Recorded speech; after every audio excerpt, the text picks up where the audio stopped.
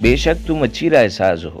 میں نے اس کی جانب پیار سے دیکھا تو حسب سابق اس نے نگاہوں کا زاویہ بدل لیا تھا۔ بھلا کوئی بیوی اتنی ذہین ہو سکتی ہے؟ میں نے کہا۔ ہوتی ہے، وہ مسکرا کر بولی، مگر تم مرد لوگ اپنی برتری کے ہتھوڑوں سے اس کی مت مار دیتے ہو۔ انو کی تجویز کے مطابق ہم جب الاٹ شدہ ٹینٹ میں داخل ہونے سے قبل اجازت کے لیے بولے تو ہمارے ٹینٹ فیلوز نے فوراً روشنی کر دی تھی۔ معاف کرنا عزیزو، میں گوجری زبان میں بولا، کیونکہ دونوں میاں بیوی کو میں گوجری میں باتیں کرتا سن چکا تھا۔ ہم ایک عزیز کی عیادت کرنے چلے گئے تھے۔ انو بیٹھ کر رولڈ گدیلے کھول کر فرش پر بچھانے میں مصروف ہو گئی تھی۔ میں دیکھ چکا تھا میاں بیوی نے ہمارے کمبل بانٹ کر اوڑے ہوئے تھے۔ انو ان کو جن کرخت نگاہوں سے دیکھ رہی تھی، خطرہ سا ہونے لگا تھا کہ وہ جھپٹا مار کر کمبل نوچ لے گی، لیکن بھرم بچ گیا تھا۔ دونوں نے معذرت کے ساتھ کمبل واپس کر دیے تھے۔ اس طرح رات بھر کے لیے ہم محفوظ ہو گئے تھے۔ عام زندگی میں اگر خطرہ ایک رات کے لیے رک جائے تو اسے کامیابی قرار نہیں دیا جاتا، مگر ہم جیسے لوگوں کے لیے رات تو طویل مدت ہوتی ہے۔ اگر خطرے کی نظر اندازی چند سیکنڈز کے لیے حاصل کر لیں تو اس قلیل وقفے کو بھی کبھی ڈھال اور کبھی آڑ کے طور پر استعمال کر لیتے ہیں۔ صبح منہ ہاتھ دھونے اور ضروریات کے لیے پانی پر مرد و زن جمع تھے۔ انتظامیہ نے درمیان فاصلہ رکھا ہوا تھا، اس لیے میں اور انو پلاسٹک کے لوٹے اٹھائے الگ الگ قطاروں میں جا لگے تھے۔ عورتوں کے ہاں بڑی بدنظمی تھی، شور تھا، بلکہ چینا جھپٹی کی صورت تھی۔ بار بار قطار ٹوٹ جاتی تھی۔ البتہ مرد لوگ اپنی اپنی باری پر پانی لے رہے تھے۔ انو نے گزرتے وقت مخصوص اشارہ کیا اور ٹیڑھے میڑھے راستے پر چلنے لگی تھی۔ میں متوازی راستے سے اوپر گیا تھا۔ انو ایک پتھر کی آڑ میں چلی گئی تو میں قدرتی ضرورت کے لیے ایک گھنے جھاڑ کے اندر چلا گیا۔ اترائی کا سفر ایک ہی راستے سے شروع کیا۔ میں 2-3 قدم آگے تھا، انو پیچھے تھی۔ دائیں ہاتھ گھاس پر بیٹھ جاؤ، انو کی آواز سنائی دی۔ میں نے ادھر دیکھا، 10 قدم پر قدرتی گھاس اگی ہوئی تھی۔ انو آلتی پالتی مار کر گھاس پر بیٹھ کر بولی، شک یقین میں بدل گیا ہے۔ یہاں را کے لوگ موجود ہیں، میں وثوق سے نہیں کہہ سکتی ہماری تلاش میں آئے ہیں یا کسی دوسرے مشن پر ہیں۔ میں نے کیپٹن رکمنی بنڈاری کو پہچان لیا ہے۔ شی از مائی فاسٹ فرینڈ، ویسے بڑی غیر محتاط ہے، اپنی ظاہری نشانیوں کے ساتھ گھوم پھر رہی ہے۔ را جوائن کرنے سے قبل وہ ایک بنیاد پرست ہندو تنظیم کی سرگرم رکن تھی۔ اس تنظیم کا ایک مونوگرام ہے، بائیں کلائی پر کالی دیوی کی شبیہ کندی ہوئی ہے۔ جب وہ پانی لے کر ہاتھ دھونے لگی تو میں نے مونوگرام دیکھ لیا، پھر اس کے چھدے ہوئے کانوں اور ناک کے سوراخ کی پلاسٹک بھرائی سے میں نے اسے پہچان لیا تھا۔ ایک بات شک کو تقویت دے رہی تھی کہ ممکن ہے وہ ہماری تلاش کے لیے ادھر آئے ہیں، کیونکہ جب ہم نے انڈیا چھوڑا تھا اس وقت رکمنی چھٹیوں پر تھی۔ یقیناً ہمارے بعد وہ ادھر آئی ہے۔ خبر بعد میں بھی دی جا سکتی تھی محترمہ، میں نے کہا، تمہیں معلوم کرنا چاہیے تھا وہ کس ٹینٹ میں رہتی ہے۔ او میرے خدا، وہ اچھل کر اٹھی۔ دھیرج انو بیگم، میں نے پھر اسے ٹوکا، تم بھی غیر محتاط ہونے جا رہی ہو، خیال رہے تم ایک بوڑھی عورت ہو۔ میں نے کہا، تم نیچے جاؤ، میں دیکھتی ہوں، شاید ابھی اوپر ہی ہو۔ وہ جھک کر چلنے لگی تھی۔ میں ناشتہ لینا بالکل بھول گیا تھا۔ ناشتے کی ضرورت سے کہیں زیادہ یہ معلوم کرنا ضروری تھا کہ رکمنی کب کیمپ میں آئی ہے اور اس کے ساتھ اور کتنے آدمی ہیں۔ یہ معلومات کوئی بھی انچارج سے حاصل کر سکتا تھا، لیکن احتیاط کا تقاضا تھا کہ ہم میں سے کوئی نہ ہو۔ اگر ان کو ہماری ہی تلاش ہے تو بات کسی نہ کسی طرح ان تک بھی جا سکتی تھی کہ فلاں لوگ پوچھ گچھ کرتے آئے ہیں۔ میں نیاز احمد کے ٹینٹ تک گیا۔ اجازت کی ضرورت نہ تھی، چاروں ٹینٹ کے باہر کمبل پر بیٹھے ناشتہ کر رہے تھے۔ میرے لیے نیاز احمد اور گل احمد کے درمیان جگہ بنائی گئی تھی۔ نوشابہ اندر سے ایک کپ لے آئی تھی۔ میں نے بھی تکلف برطرف رکھا تھا۔ 2 قسم کی روٹیاں تھیں، غالباً حلوہ اور نان گل احمد بازار سے لایا تھا۔ میری بہن کو بھی لے آتے بھائی جی، نیاز کی بیوی چائے کا کپ دیتے ہوئے بولی۔ کسی وقت سلام کرنے ضرور آئے گی، میں نے نوالا بناتے ہوئے جواب دیا۔ مجھے گل بیٹے سے ایک ضروری بات کرنا تھی، اس لیے سویرے سویرے آپ کو زحمت دی ہے۔ میری بات کا جواب کسی نے نہ دیا تھا۔ غالباً وہ خاندان طعام اور کلام کا فرق جانتا تھا۔ ناشتے سے فارغ ہوتے ہی گل احمد نے ماں کی چادر سے ہاتھ صاف کیے اور اٹھ کھڑا ہوا۔ ہم دونوں وہاں سے 10-15 قدم دور جا کر پتھروں پر بیٹھ گئے۔ گل نے معذرت بھری نگاہوں سے دیکھ کر سگریٹ سلگایا تھا۔ نہیں بیٹے، کھانسی کی وجہ سے میں نے تمباکو نوشی ترک کر دی ہے۔ میں نے ہاتھ سے سگریٹ کا پیکٹ روک کر کہا۔ گل، میں نے بات شروع کی، اگر تم عام سے کشمیری نوجوان ہوتے تو میں یہ حساس اور اہم معاملہ تم تک کبھی نہ لاتا، مگر تم ایک مجاہد ہو اور میں نے محسوس کیا ہے کہ آزادی کی سچی تڑپ تمہارے اندر موجود ہے۔ میرے بیٹے، جہاد اور آزادی کی جنگ کشمیر سے باہر بھی لڑی جا رہی ہے۔ آزاد کشمیر اور پاکستان میں دونوں خطوں کے عوام اس جہاد میں شریک ہیں۔ جس طرح کشمیر کے اندر جہاد کو دبانے کے لیے وردی میں انڈیا کی فورسز ظلم و جبر کی آگ بھڑکا رہی ہیں، اس طرح کشمیر سے باہر بھی بھیس بدل کر انڈیا کے جاسوس سرگرم عمل ہے۔ کیا تم میری بات سمجھ رہے ہو گل احمد؟ میں نے کہا۔ جی مولوی صاحب، دل کی گہرائیوں سے اس نے کہا۔ تو پھر میرے بچے، کشمیر کاز کو تمہاری یہاں بھی ضرورت ہے۔ میں نے کہا میں حاضر ہوں مولوی صاحب، گل بولا۔ اس کاز کی خاطر میں اپنی جان بھی دے سکتا ہوں، مجھے بتائیے، میری رہنمائی فرمائیے، میری کسے ضرورت ہے، مجھے کیا کرنا ہوگا؟ اس نے کہا میں اور میری بیوی دونوں مجاہد ہیں، ہمارا تعلق جہاد تحریک سے ہے، ہمیں یہ معلوم کرنے یہاں بھیجا گیا ہے کہ معلوم کریں کہیں حکومت آزاد کشمیر کے اندر اور مہاجرین کے درمیان دشمن نہ گھسایا ہو۔ ہماری معلومات کے مطابق انڈیا کی بدنامی زمانہ تنظیم را کے کچھ ایجنٹس کیمپ میں موجود ہیں۔ ہم مہاجر اور بوڑھے ہیں، جبکہ کیمپ انچارج تمہیں ایک مجاہد کی حیثیت سے جانتا ہے، اسے کسی طرح اعتماد ملو اور یہ معلوم کرو کہ گزشتہ چند دنوں میں کتنے مہاجر آئے ہیں اور ان کو کس ٹینٹ میں ٹھہرایا گیا ہے۔ پھر تم مجھے ساتھ لے جاؤ گے، ہم ان لوگوں سے ملیں گے، تم میرے بارے میں بتاؤ گے۔ مولوی صاحب اپنی بیٹی کی تلاش میں کشمیر سے آئے ہیں۔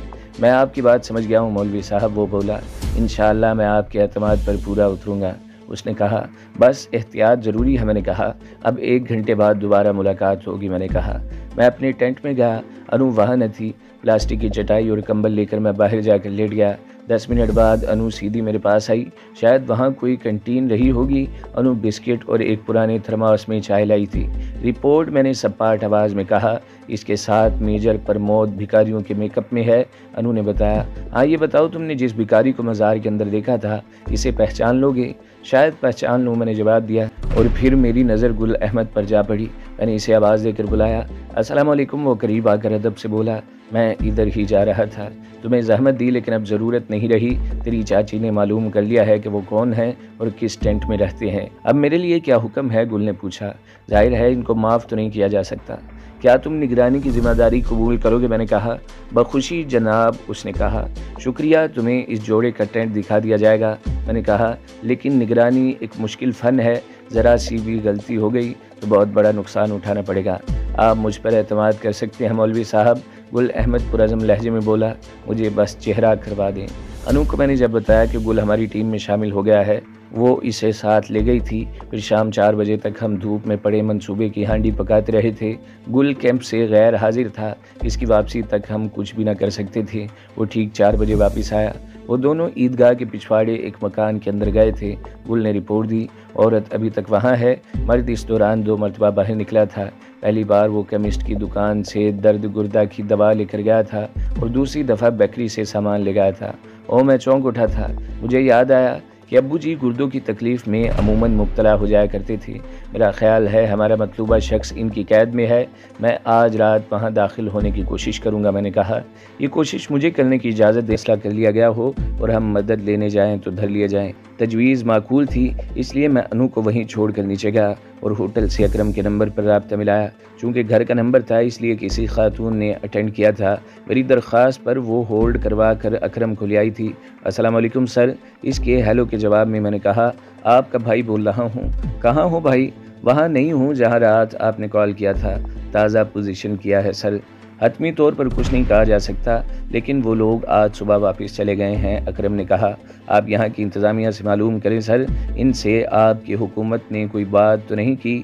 ہاں میں ابھی آئی جی آزاد کشمیر سے بات کرتا ہوں، تم آدھے گھنٹے بعد مجھے رنگ کرنا۔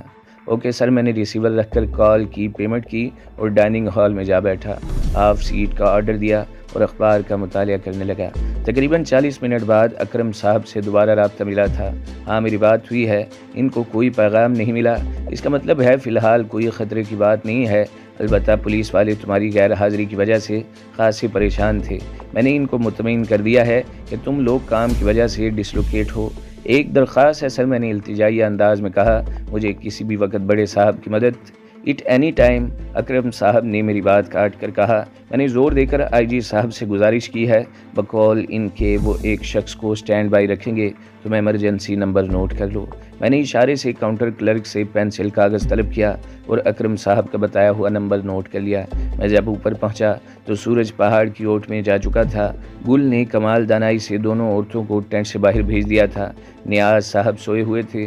گل نے اپنی بہن سے کچھ کہا۔ جب انو ٹینٹ میں آئی تو اس نے بتایا کہ نوشابہ بڑی ذمہ داری سے نگرانی کر رہی ہے، پوزیشن تھوڑی تبدیل ہوئی ہے مولوی صاحب۔ گل نے بتایا اب عورت اندر ہے اور اس کا ساتھی واپس آ گیا ہے، آپ اس بات کو ذہن میں رکھیں۔ انو بڑی بوڑھیوں کے لہجے میں بولی، وہ لڑکی مارشل آرٹ کی ماہر ہے، آپ مجھ پر کھل کر اعتماد کیوں نہیں کرتے؟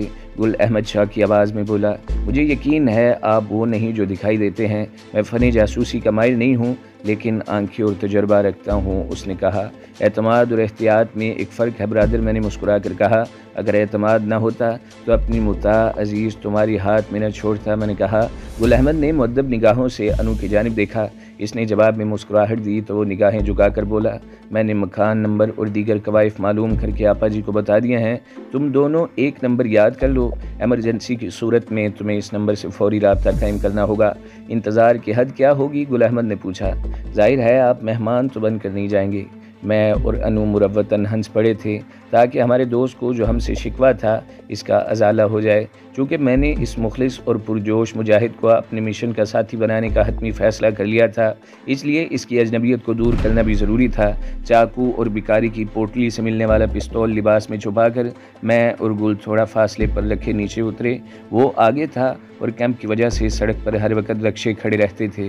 وہاں ایک اچھا رواج تھا کہ 3 سواریاں مل کر بھی رکشہ کر سکتی تھیں۔ گل پہلے رکشے میں بیٹھا، پھر مجھے رکشے والے نے بٹھا لیا۔ میں نے اترتی انو کی جانب رکشے والے کی توجہ دلائی تو وہ اس کے انتظار میں رکا رہا تھا۔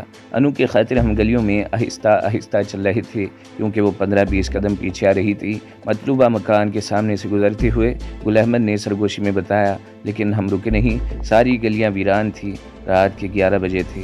اگلے موڑ سے مڑتے ہی میں دونوں کو خدا حافظ کہتا ہوا واپس پلٹا۔ مکان کی سچویشن دیکھ کر میں نے مسجد کے راستے اندر جانے کا فیصلہ کیا۔ مسجد کی دیوار اور مکان کی باؤنڈری وال مشترکہ تھی۔ میں مسجد کی تنگ و تاریک سیڑھیاں چڑھتا ہوا اوپر گیا۔ اس صحن کا بلب روشن تھا، کچن یا باتھ روم کے اندر ہی روشنی تھی۔ ابھی میں نے باؤنڈری وال کی جانب قدم اٹھایا ہی تھا، کچن سے ایک لڑکی باہر نکلی۔ اگر وہی انو کی دوست رکمنی بھنڈاری تھی تو را کے ذوق کی داد دینا پڑتی کہ انڈیا کے حسن کو اس نے تنظیم میں سمیٹ رکھا تھا۔ اس کے ہاتھوں میں ٹرے تھی جس میں چائے دانی اور 3 پیالیاں تھیں۔ اگر میں ابا جی کو بھی شمار کرتا تو لڑکی کے علاوہ ایک فرد اور ہونا چاہیے تھا، یعنی اندر کل 3 افراد تھے۔ وہی وقت مناسب تھا، وہ چائے پینے میں مصروف تھے اور دروازہ کھلا ہوا تھا، لہٰذا میں باؤنڈری وال سے آہستگی نیچے اترا اور دبے پاؤں دروازے کی جانب بڑھنے لگا۔ ہینڈز اپ! مان میری سماج سے پھنکارتی آواز اور گردن سے سرد شے ٹکرائی۔ میں نے ہاتھ تو نہ اٹھائے لیکن اپنی جگہ جام ہو گیا۔ خبردار کوئی حرکت نہ کرنا ورنہ گولی مار دوں گا، آگے بڑھو۔ اس نے ریوالور کی نال گردن پر دبائی۔ میں نے گہری سانس لی اور چل پڑا۔ دروازہ کھولو، مجھے حکم دیا گیا۔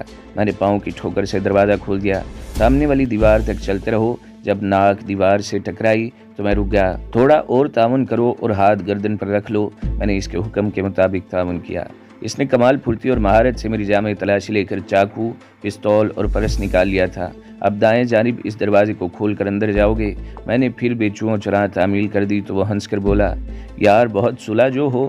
دروازہ جوں ہی کھلا، میک اپ کی اب کوئی اہمیت نہیں رہی۔ میں کسی بھی روپ میں جہانگیر احمد ہی رہوں گا اور تم کسی بھی ملک میں میرے لیے روز اول کی شیلا دیوی ہی ہو۔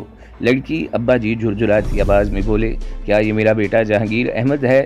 شیلا دیوی مجھے اجازت دو میں ابا جی سے مل لوں۔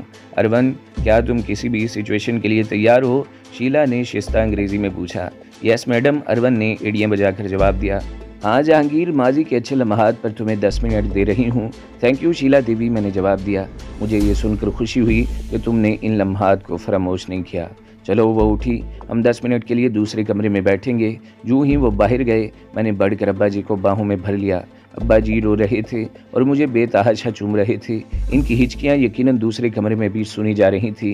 اس جال میں تمہیں نہیں پھنسنا چاہیے تھا بیٹے، یہ جانتے تھے تم میری تلاش میں ادھر آ چکے ہو۔ مجھے ان لوگوں نے ہاسپٹل سے اغوا کیا ہے، تمہیں ادھر نہیں آنا چاہیے تھا۔ اگر جانا بھی تھا تو کشمیر جاتے، جہاں تمہاری بہن کو تمہارا انتظار ہوگا۔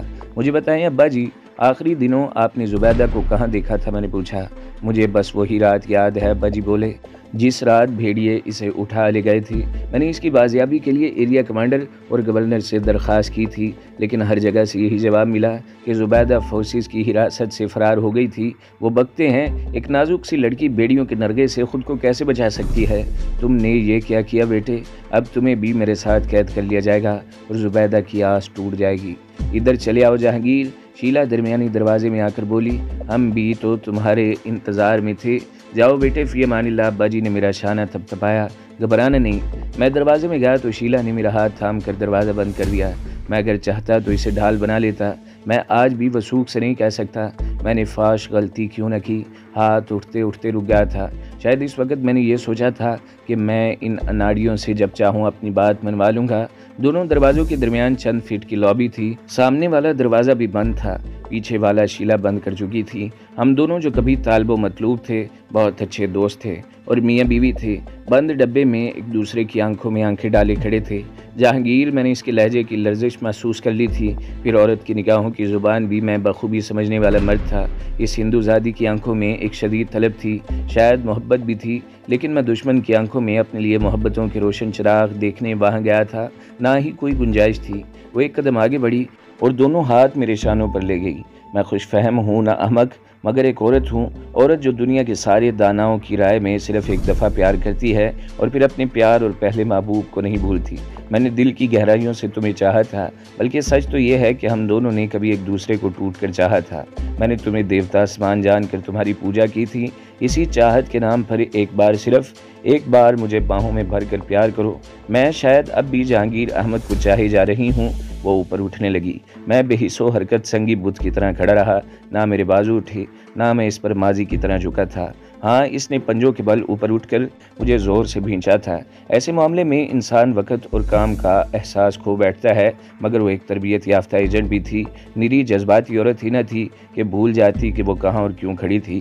اس نے مجھے اپنے شکنجے سے آزاد کیا اور چند گہری گہری سانسیں لے کر خود کو نارمل حالت میں لاتے ہی دھکیلتی ہوئی دوسرے کمرے میں لے گئی۔ ادھر اب دو مرد اور ایک عورت دکھائی دیے۔ ایک وہ لڑکی تھی جسے میں نے چائے لے جاتے دیکھا تھا، ایک ارون نامی نوجوان تھا، تیسرا شخص جیبوں میں ہاتھ ڈالے کھڑکی میں کھڑا باہر دیکھ رہا تھا۔ تو دوستو، اگلی قسط سننے کے لیے ہمارے چینل کو ضرور سبسکرائب کریں، ویڈیو کو لائک کریں اور بیل کے آئیکن پر بھی کلک کر دیں تاکہ ہر جو آنے والی ویڈیوز ہیں وہ آپ کو سب سے پہلے ملتی رہیں۔